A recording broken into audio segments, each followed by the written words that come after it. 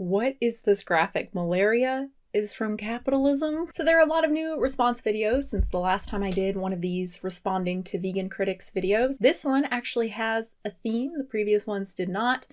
This is focusing on responses to my capitalist pig video. Same rules as before. The creator has to be vegan, has to be someone that I haven't responded to before, has to have at least 1,000 subs, and the video has to have at least 1,000 views. I'll go through the videos and respond until they get 3 strikes, and a strike is for misrepresenting me, making no effort to fact check empirical claims, or making fallacious arguments. Obviously, there's a little subjectivity involved there, but I'll do my best to explain the reasoning behind each strike. Got my fruit snacks. Got my energy right here. Okay, so video number 1 is Unnatural Vegan Lives in Opposite Land by Klein. I have to say, I really like that title. It's funny. So she includes the clip of me describing neoliberalism as like being a typical left-leaning social progressive, but also being generally pro-free market with few restrictions on most industries, particularly housing, but also being like pro-welfare state, as libertarians would call it, pro like a strong safety net. As countless people have pointed out in the comments, her definition of neoliberal does not match the commonly understood definition. It's important to note that language evolves over time. The origin of the term seems to align with her view, modern economic policy with state intervention. This ideology stood in opposition to laissez-faire classical liberalism. But how it is defined today differs from how it was defined in the past. Attempting to restore its original meaning, as Swayze is doing, is futile. So credit where credit is due. She actually looked it up and saw that, how I use it is consistent with the root of the term. A lot of people did not make it that far, so thank you. How I and others use neoliberal is contrary to how many use it, because many use it as a pejorative, right? As like you're a neoliberal, gross, right? Like if you polled the opposite ends of the political spectrum, you'd find conservatives consider neoliberal like socialism, whereas lefties define it as some sort of like anti-welfare anarcho-capitalism. I mean, if you'd asked Americans even just a couple decades ago what atheist meant, you would get a lot of pretty confident responses that it means that we worship the devil. Does that make it a credible definition of atheism because a lot of people believe that?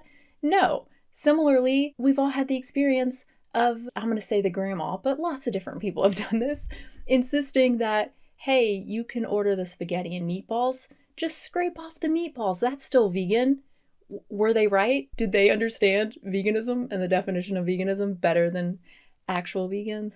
Basically, who has more business defining a word? The people who actually self-identify as that word, or the people who hate them, who hate those people who identify as that word? Because the people today who actually identify as neoliberal overwhelmingly agree with me. I'm not trying to restore the original meaning or usage of neoliberal. I'm simply using the word in the way that people who describe themselves as neoliberal use the word. Although it is commonly associated with the economic policies introduced by Margaret Thatcher and Ronald Reagan, most people would describe Reagan and Thatcher as standard conservatives. Neoliberal more accurately describes corporate Democrats like Clinton and Obama. Yeah, and I did agree with a lot of Hillary Clinton's policies.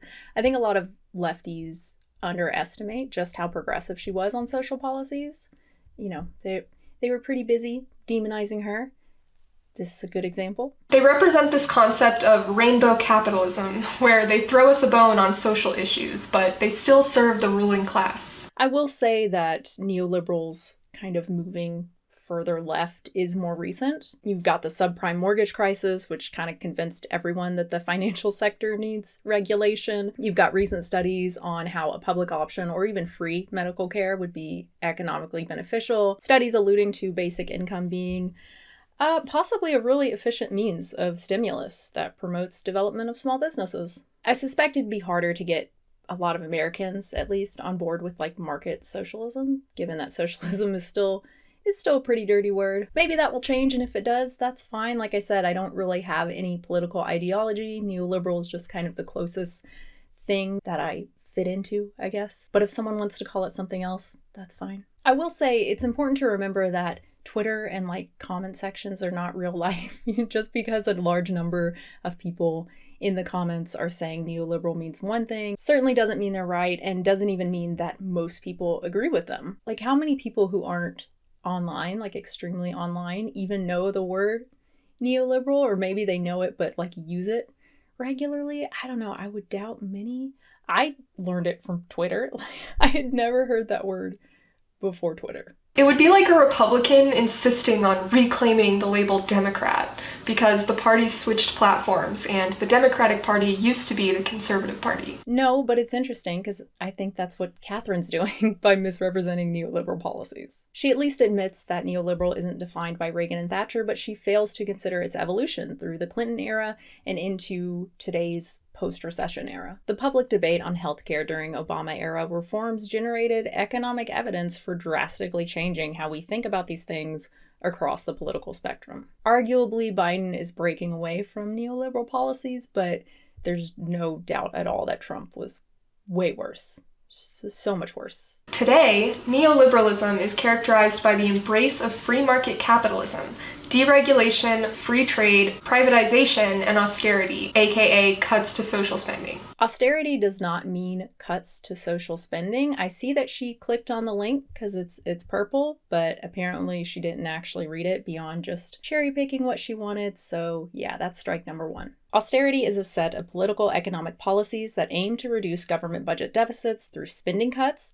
tax increases, or a combination of both. Austerity measures are often used by governments that find it difficult to borrow or meet their existing obligations to pay back loans. It's basically another word for fiscal responsibility. A country cannot exist in perpetually increasing national debt. At some point, you are going to become insolvent and incapable of making payments or borrowing more money. As much as I would love an infinite supply of free money with like no obligations, no strings attached, to help people, to help the poor, it's not realistic. This is why far left proposals have like bipartisan opposition. Anybody who knows how money works knows that these proposals don't work. Obviously, neoliberals want to end social spending that wastes money on bureaucracy, that isn't a cost-effective welfare strategy. But along with that, along with deregulation, a safety net is essential. It encourages entrepreneurial risk on the part of small businesses, which ultimately benefits the economy. Don't you do it, don't you shut off. And it encourages people to spend money rather than to save it for emergencies, also benefiting the economy. Once we have a strong economy generating a surplus tax revenue, then we can talk about spending that money in more altruistic ways that don't necessarily have economic returns. I might break with neoliberals or some neoliberals on that point. I don't really know for sure. It doesn't really matter because we're nowhere near that. As of now, our policy beliefs are pretty much in line. Neoliberalism differs from libertarianism because it represents the status quo, not some abstract political theory. Interesting that she can recognize the absurdity of advancing abstract political theories when it comes to libertarianism. Yes, neoliberalism is the status quo, at least for Democrats, which is important philosophically because it doesn't carry the burden of proof of those advancing other political ideas. Neoliberalism recognizes that some state intervention is necessary to prevent the system from destroying itself, but they strive for as little intervention as possible so as to maximize profits. Neoliberals want growth, not profit, so strike number two. To be fair, most people don't know the difference between the two. Profit is not growth if it is hoarded or squandered. Neoliberals want to encourage reinvestment of gains into new and existing companies in order to promote economic health and wealth for every class. One way is to incentivize investment, like waiving capital gains taxes when they're spent on purchasing too much spit from the free snacks. When they're spent on purchasing material business assets to expand production. Taxing hoarded liquid assets to force reinvestment is awesome, but companies keep getting around it by skirting reporting laws. This is a big problem. Hoarded liquid assets are a huge leech on the economy. It's just really hard to track them so that they can be taxed. But yeah, the idea that neoliberals are just like okay with this is pretty absurd. I think it shows that she really does not understand neoliberalism at all. Also, how exactly is the free market ideal for industries like housing?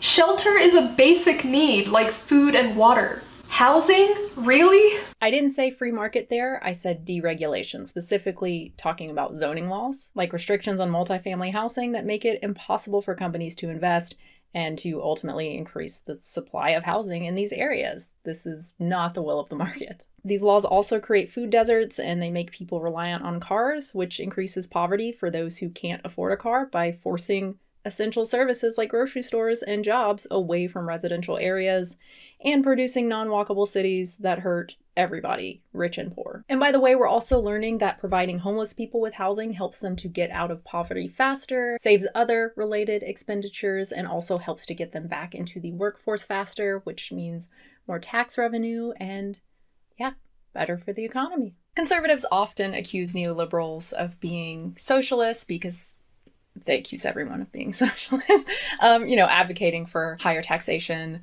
welfare. Conservatives are full of shit. Standard liberals like Joe Biden are far from socialist. But leftists are correct in their assessment that neoliberalism, as it is contemporarily defined, is an economically conservative ideology. I mean, relative to the far left, everything is. So yeah, I don't know. It's kind of a meaningless statement. I wouldn't describe Unnatural Vegan as a conservative. Based on her policy beliefs, she sounds like a social democrat. And Hillary Clinton is a social democrat too, right? But ultimately, the wealth in society that funds that welfare is generated by capitalist mechanisms. Currently, it is, yes. And why can't we change that? It's like she was anti-sun and said that we should get light from burning wood. And then I said, yeah, but the energy in the wood, it ultimately comes from the sun. And why can't we change that? So yeah, the sun is evil, right? Causes global warming from all the unused energy, kills people by giving them cancer. Hypothetically, we could block out the sun with a giant space umbrella and then build fusion reactors to generate all of the light and the energy that we need, collecting extra hydrogen from space if we run short on water. So let's do it. Why not? Do you see the problem? Again, she clearly recognize the absurdity of libertarianism. Neoliberalism differs from libertarianism because it represents the status quo, not some abstract political theory. The status quo is morally important because of the precautionary principle. You don't make changes without evidence that the changes you make are going to cause more good than harm. I'm not saying it's impossible to get rid of capitalism somehow, someday, but if we were to pursue that path, it would have to come from careful study, like the pilot programs on basic income, modeling gradual reforms, then rolling that out in larger studies, adopting them regionally. It's a lot. It's a lot of work. What I am saying is that there isn't any good evidence to suggest that it's plausible today, and that the communist revolutions of the past tended to go pretty badly. The results have ultimately been countries that, one, never actually make it to communism, as even those countries that identify as having communist policies recognize, and two, tend to move backwards and revert to capitalism, like China. You can even argue that the failures of communist countries like Cuba are because of embargoes by capitalist countries like the US, but that doesn't change the point. If somebody were testing a medication and everybody in the trial stopped taking the medication because the facility burned down, the medication is still untested, right? Like, it doesn't get a pass by the FDA due to hardship or something. It still needs to be tested. Just as a brief aside on the topic of Cuba, because I'm sure it's going to be brought up and I don't want people to think that I support what happened. It's complicated, but how the US treated Cuba was pretty shitty. And one of the reasons neoliberals favor free trade, even with problematic countries, is to kind of open them up and bring them into the fold, so to speak, of democracy. That sounds kind of creepy, but you know what I mean. It's better and more effective to do this with kind of friendship and love than shame and condemnation and embargoes. Same is the case in, what people call European socialism, which isn't really socialism by definition. Still relies on profit motive, still has private ownership, even if a few select industries are publicly owned. Correct. But you can't claim that Nordic countries are capitalist success stories when they're mixed market economies. I didn't say they were. I was just saying that they can't be used as evidence for dispensing with capitalism. The US also has a mixed market economy, but one that is much more capitalistic. When we compare mixed market economies, we see that the ones that are more successful are also the most socialistic. What does that tell us? Pretend a country installs giant sun covers over their parks, over their open pedestrian areas in order to, reduce UV exposure. They put white gravel everywhere. They paint the roofs white in order to eliminate the heat bubble. It works great. But would this be evidence that we should block out the sun entirely with a giant space umbrella and build fusion power plants we haven't tested at grid scale? No. It would be evidence that we should put sun covers over parks, put out white gravel, and paint roofs white. Basically, just because one form of deregulation on capitalism is good doesn't mean that the complete elimination of capitalism would be better. Before we move on, let's define capitalism and socialism in the most succinct and commonly understood terms. Workplace democracy, aka workers owning the means of production, defines socialism, whereas private ownership and the profit motive define capitalism. Since socialism is commonly defined as like a transitional state to communism, communism being the goal, I'm going to talk about focus on communism here. To be honest, I'm not as well versed in political theory as I would like to be, but from my understanding, this is not necessarily the case. Market socialism, aka workplace democracy, is the end goal in my opinion. Market socialism doesn't seem to have a consistent definition, but the market socialism she's talking about is not inherently anti-capitalism. It retains both an element of profit motive and private ownership and control. It just shifts that from stockholders and a board of directors to the workers of the company. It also fails to resolve class differences because it does nothing to stop one company from becoming wealthier than another company and then exploiting those companies through trade deals that they're forced into because they have no other choice. It carries all of the same problems, like employees voting to siphon wealth out of the company instead of reinvesting it, but then it decentralizes the issue, so it's even harder to regulate. It also does away almost completely with investment, which just ensures that the status quo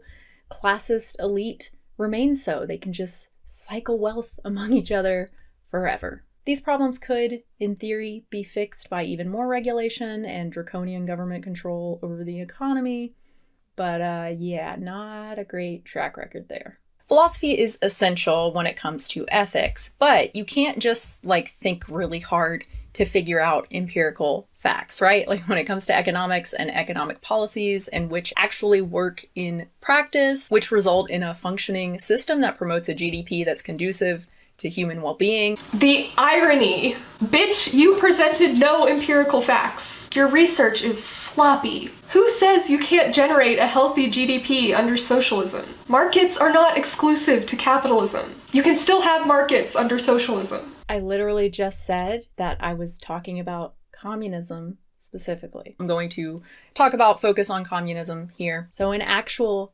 anti-capitalist system. Again, market socialism is not anti-capitalist, so it's not at all relevant to what I was talking about. Just pay attention, It's not that hard. Watch the video more than once. Watch it when you're not riled up. Don't get riled up. Why are you riled up? You can think up an ethical system in which it is wrong for one person to ever profit off the work of another person. You can call that exploitation, but in order to put that into practice, you have to just not care about the consequences at all. You would have to ignore all of the times communism has been tried and all of the times it has failed, which is every single time it's been tried, it has failed. It has caused immeasurable suffering and death. This is just bourgeois propaganda. Ignoring the fact that most socialists denounce authoritarian regimes, and that communist China and the USSR are more accurately described as state capitalist, the death count under capitalism remains much higher. First, capitalism is a component of an economic system. Aside from anarcho-capitalists, it's not a system in and of itself. I explained in my original video how those mixed systems still have capitalism, so yeah, not what I'm talking about. Second, what is this? What is this graphic? Malaria is from capitalism? Mosquitoes don't exist under communism? Or market socialism? What? Communism will give us infinite resources to solve all of the world's ills, I guess. It reminds me of that video, some interview with Gary Yourofsky, where he's talking about speciesism, and if we end speciesism, then every other ism, every other form of bigotry will be eradicated. It's sweet, it's nice. It's just very naive. Point is, if she and whoever made this beautiful piece of work, if they were being even remotely honest, then they would have to count deaths per capita per year. They're making no attempt to do that. Strike number 3. So there are 5 countries that claim to be communist. She ruled out China, which is correct. Their system is largely capitalist. So we're left with Cuba, North Korea, Vietnam, and Laos. About 140.5 million people living under communism, if we're being generous, so less than 2% of the population. I know that's a big number, but it's not big in terms of the number of people on this planet. So do they account for less than 2% of the world's preventable deaths? Malaria still exists in communist countries, just to be clear. Averaging malarial deaths from Vietnam and Laos don't stand out as significantly different from other surrounding countries. Thailand also has a pretty low death rate from these diseases, for example. You'd have to compare to certain African countries to find something radically different, and you don't have to be an expert in infectious diseases to know that that's not a fair comparison. Nor is it true, by a long shot, that nobody dies from curable diseases in communist countries, despite the conspiracy theories about big pharma hiding cheap herbal cures so that they can keep making money off of sick people. Beyond annual death toll, there are also serious questions as to quality of life. Cuba and North Korea are pretty isolated, secretive. It's hard to get any real data beyond propaganda, but certainly the people who have escaped don't paint a pretty picture. If we look at the most populous, Vietnam, they don't like it. They're one of the most pro-capitalism populations on Earth, far more pro-capitalism than populations in countries like the US are pro-socialism. Laos is a failed communist state. They're now following China's lead in developing an authoritarian market economy. Still one of the poorest countries in Southeast Asia, but apparently thanks to economic reforms has one of the fastest growing GDPs. Really sounds like a case of capitalism to the rescue to me. Point is, if a communist or a market socialist ever gives you an example of a success story, do your homework. And if they ever show you this, I don't know, run away. Socialism Done Left, Debunking Anti-Capitalism is Anti-Vegan by Unnatural Vegan. Okay, so a less exciting title, but I do like the name of the channel, although it did confuse me at first. To me, it was like, Socialism Done Left, like it done got up and left, and I didn't... I was very confused. But ultimately, the wealth in society that funds that welfare is generated by capitalist mechanisms. Same as the case in, what people call European socialism, which isn't really socialism by definition. Still relies on profit motives, still has... True, she's correct that it isn't socialism. However, I would just take the basic Matt Brunig argument here that the amount of state ownership and the amount of state regulation and the amount of labor power in these countries is so enormously larger than it is in countries like, say, the United States, that to a large degree... they aren't working under a one-to-one equal model. And I think the general argument is that as we've moved more towards a model like theirs, they work a lot better than our current model. If you're willing to say that Norway or Sweden or Finland are neoliberal, then I'm very happy to work with you to get to your neoliberal end goal, because you're basically just a right-wing social democrat, or even just proper social democrat who's using the wrong labels at that point. Is that the end goal for an anti-capitalist though?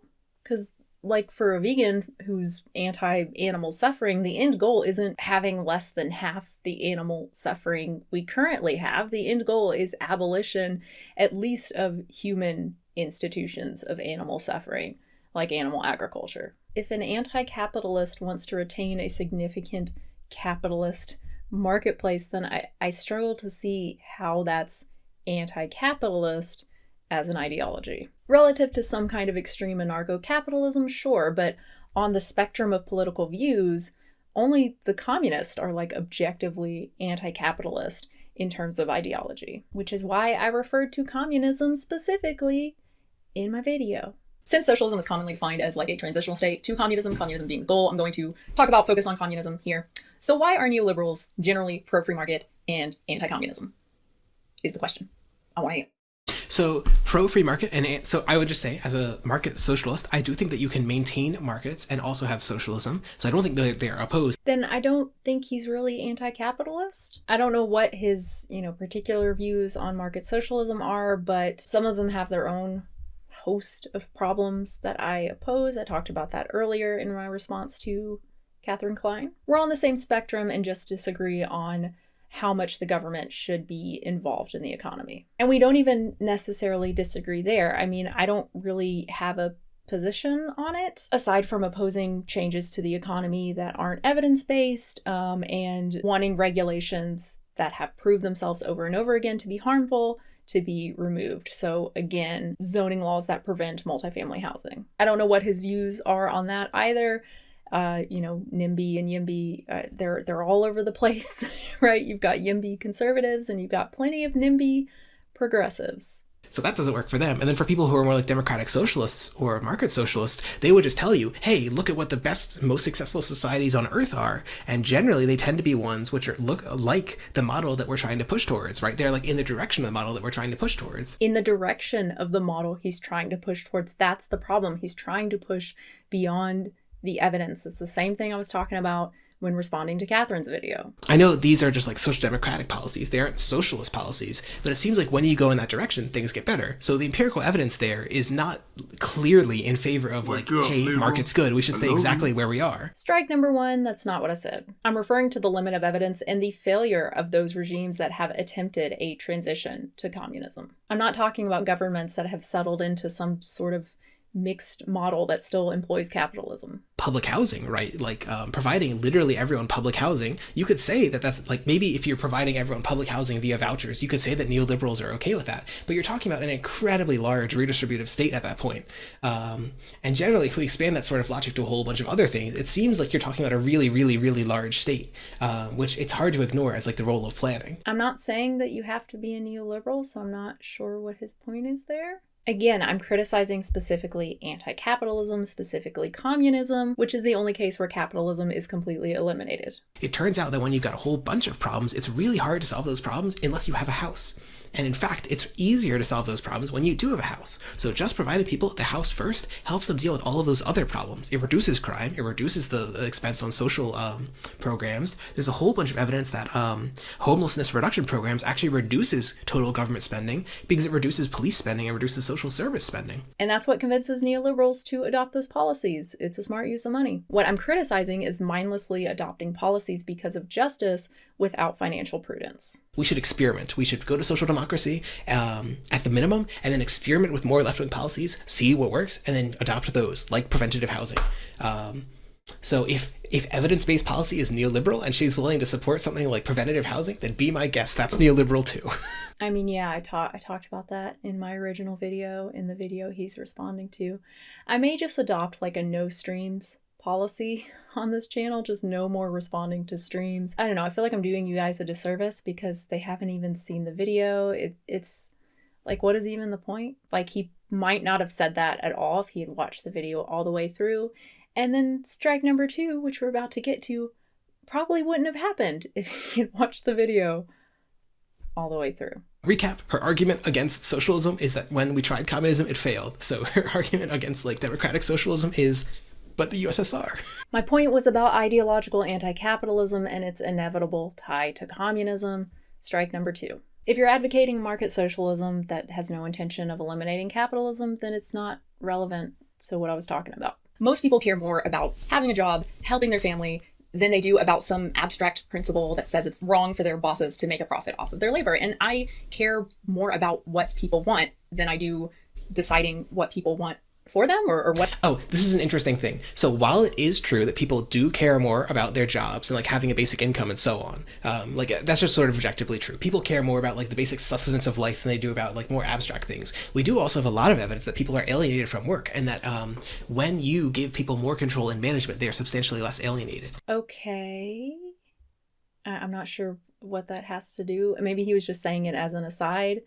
But in any event, having input is very different from owning every cent of value that you create. Inevitable harm there when we're talking about capitalism, I'm sure there is, but that only matters if there is an alternative that is better. That if yes, it's workplace democracy.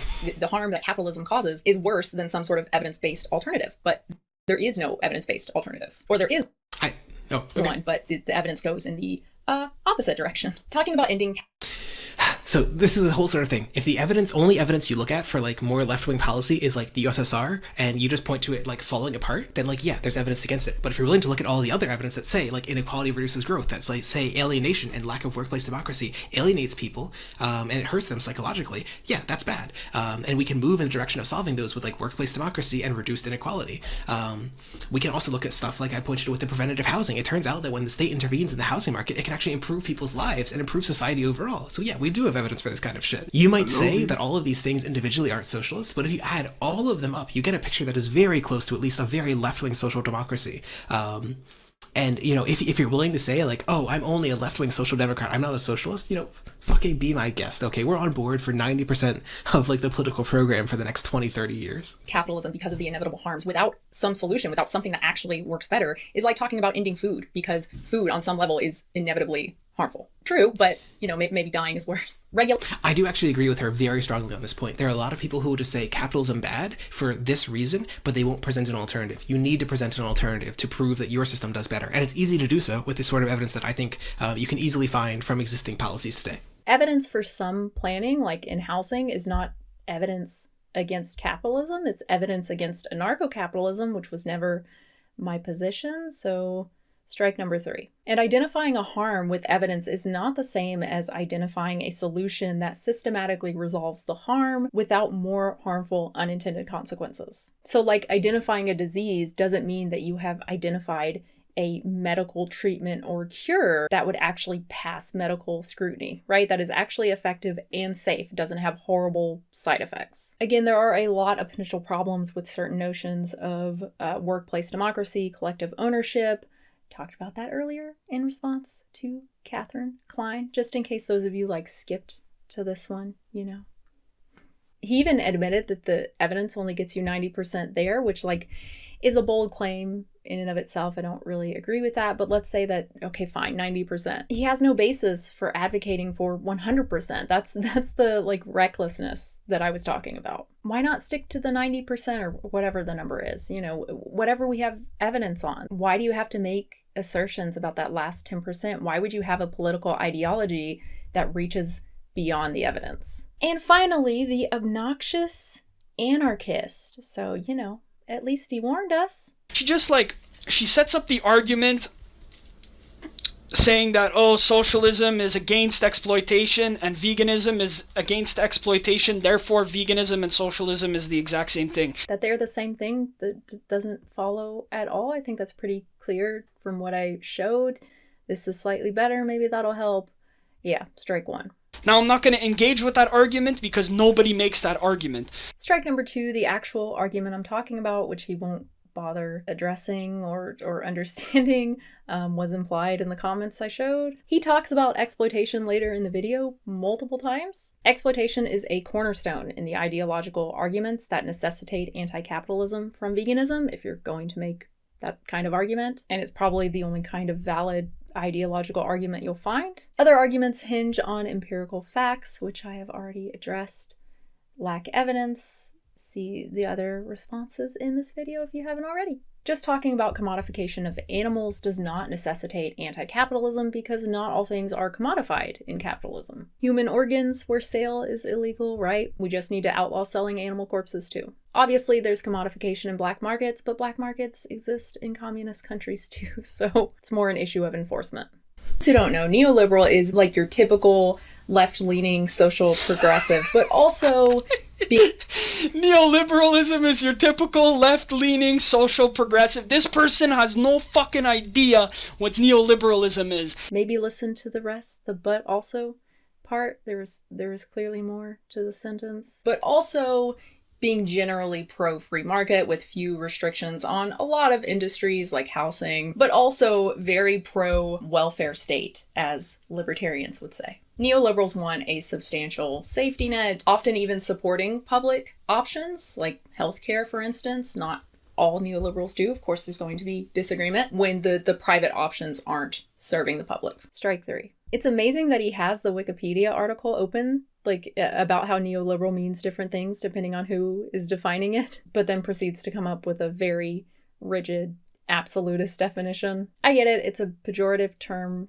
to him. It's like a simile for fascism, I guess, not how neoliberals use it, or like anyone outside of the far left. I mean, everybody is a fascist to an anarchist, so it's not surprising. So that is it. You may be surprised that there is no response to Thought Slime here. There was initially, that was the intention.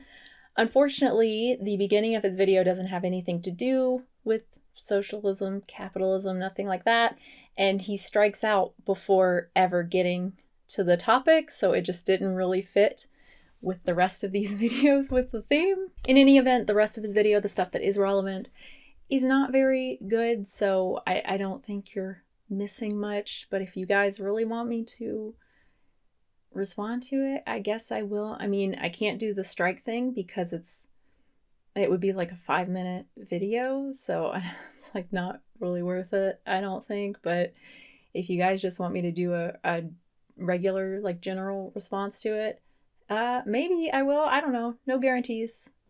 Let me know. For all the problems with the Socialism Done Left and the Catherine Klein videos, I mean, Obnoxious Anarchist was, not worth responding to, honestly. But Catherine Klein and Socialism Done Left, for all the problems with their videos, much, much, much, much better than Thought Slime. Thank you so much for watching, everybody. I hope you enjoyed it. If you did, consider subscribing. Support the channel, patreon.com/unnaturalvegan.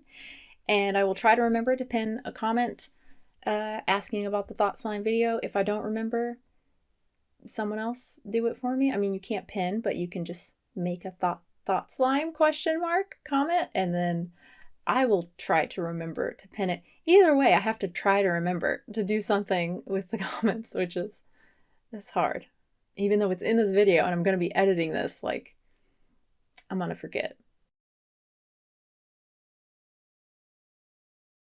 Whoa, how many of these? Oh no.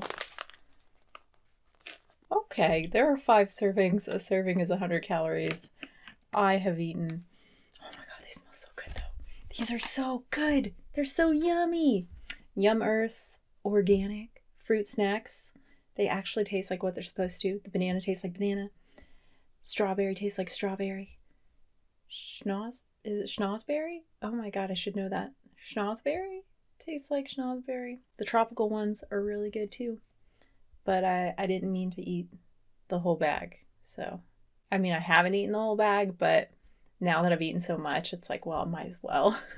So yeah, there's no way I'm not finishing this bag before I'm done recording. It's not possible. Oh, I have so much energy now. And it'll last for all of 5 minutes, I'm sure. This is the worst food. Why did I bring this downstairs anyway? This is the worst possible thing to eat while I'm recording. It takes forever to chew. Now it's in my teeth. What am I doing? No! What? I thought I had a couple left. Son of a bitch.